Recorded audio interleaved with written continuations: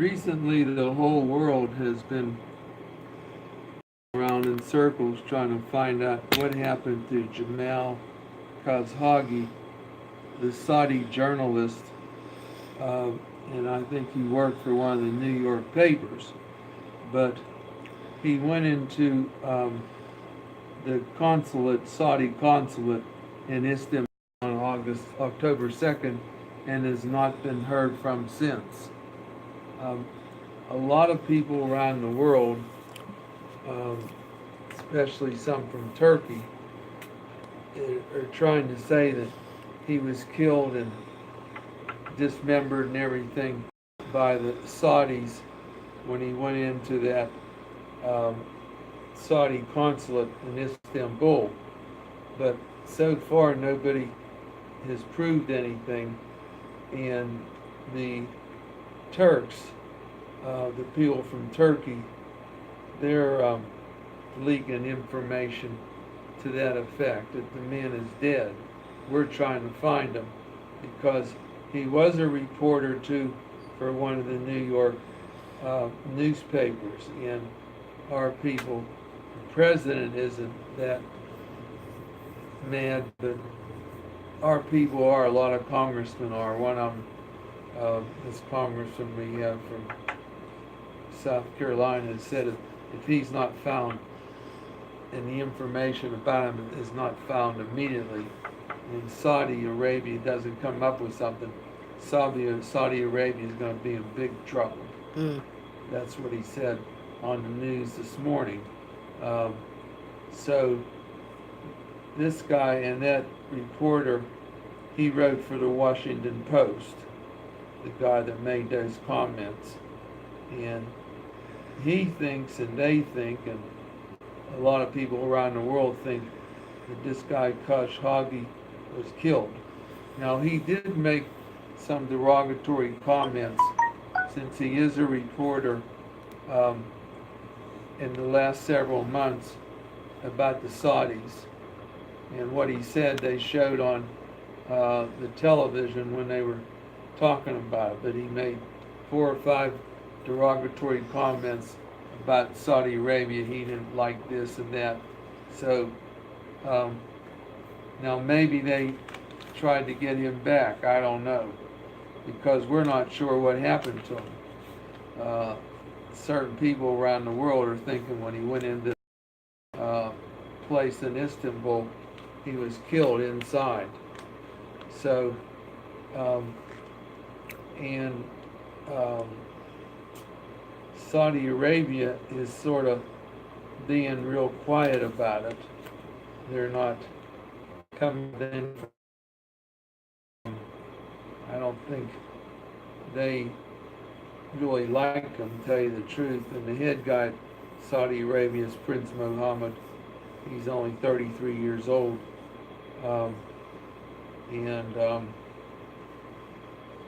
He's running the show right now, but this is turning into some trouble, because first of all, Trump says that we recently signed a contract with Saudi Arabia for, and we did, I think it was in July, for material for ammunition and military, some things like that, for 1.2 billion. And there have been some threats that they might cancel that contract for the, and that's providing a lot of jobs for us and income for our people to make all this equipment, military things, and then send it to Saudi Arabia. And there's been comments, even though that contract is signed and made, that our Congress can stop it. And there have been some comments from Congress lately that the congressman from South Carolina said if this guy doesn't show up shortly, Saudi Arabia could be in some trouble, some real trouble. Now, what he means by that, nobody seems to know. But and the other thing is, and they've already threatened in Congress for the United States that they could cancel this contract. They have the right to cancel the contract, even though it was made between Trump and the head of the Saudi government. Congress can cancel it. Now, that's about what they were. Lindsey Graham is the guy from South Carolina that said that he said they'll be held to pay if the Turkish leaks are confirmed, and their leaks say that this guy Jamal Khashoggi was killed.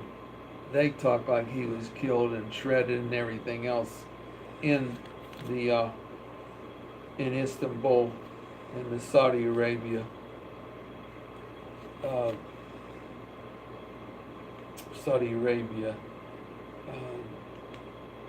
place there where he was taken, and they're having a big major investor conference coming up this month, which the Crown Prince from Saudi Arabia will be there. He's the one that negotiated the contract with Trump's son for the I think it was 1.2 billion to buy this equipment and everything. But do you know that I watched this and studied this for about 2.5 hours this morning, and was going back and forth, Saudi Arabia and this guy Khashoggi, and they said he's had a terrible fate, and everybody wants to know where he is, because a lot of people say he's still alive, because his body has not appeared. We know he went into that place in Istanbul, and the information we have was he never come out. So our congressmen are making a lot of comments about Saudi Arabia right now. This place he went into, is that a country or a city? It's in Istanbul. It's a place Saudi Arabia owns or works out of or something.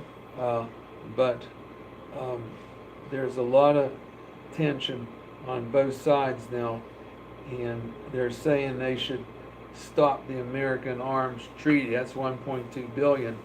And Trump says we need that because that'll put our people to work and everything, making guns and whatever we sell them. But some of the people from Congress are saying that unless he shows up, and he's in good shape, good appearance, and he's not dead, they're going to work like anything to have that contract with Saudi Arabia canceled. And do you know that I watched this for 2.5 hours this morning, and this word was never mentioned once in the whole 2.5 hours. Oil. O-I-L, oil. That word was never mentioned by nobody. Trump, the organization, Congress. So, I mean, is that something that's hidden? Everybody knows Saudi Arabia might be the biggest producer of oil in the world. But 2 hours went by, nobody mentioned oil, and they didn't. I don't know why. The people that are writing these programs in New York, whatever, I mean, for not mentioning that with Saudi Arabia, I really think some of them should be fired, because people like me and you, we're sitting there watching television trying to get all our information on what's going on, and they don't talk about oil in Saudi Arabia. I mean, I don't even know who could write about them, who could talk about them without bringing that up. But I watch for 2 hours a day, all the newscasts from CNN, and then they were talking to congressmen, different things, but nobody mentioned the word oil. Thank you.